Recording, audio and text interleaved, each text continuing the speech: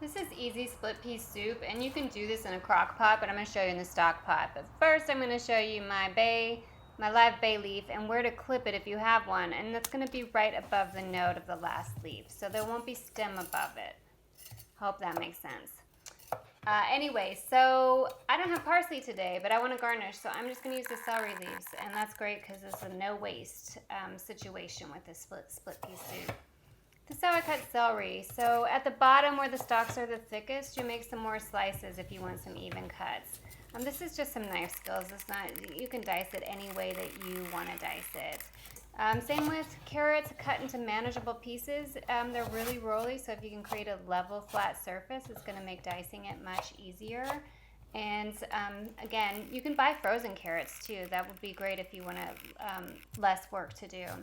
The onion, you're going to take off the hairy end, create a flat surface again, and then dice it any way you want. I'm going to put all of these vegetables on one large plate so that I have a billion dishes to do, and then move to the stove top. So I've got a stock pot. It's at medium-high heat. I'm going to add olive oil to coat the bottom of the pan, and I'm going to throw in all the vegetables. So to this, I'm going to add a little bit of salt, and that helps break down the cellular walls and helps it cook just a little bit faster because it releases some water. This is looking a little dry, so I'm going to add a little bit more olive oil before adding in the split peas.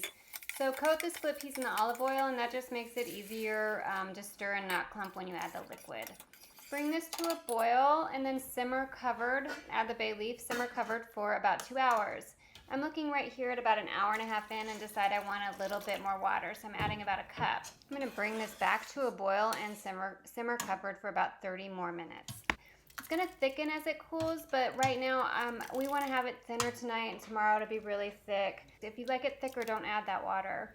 And this is a great recipe. It freezes well, it's affordable, it's pantry stable, and it's so nutritious. And then garnish it with the parsley or the celery roots. Find the recipe on eatsimplefood.com.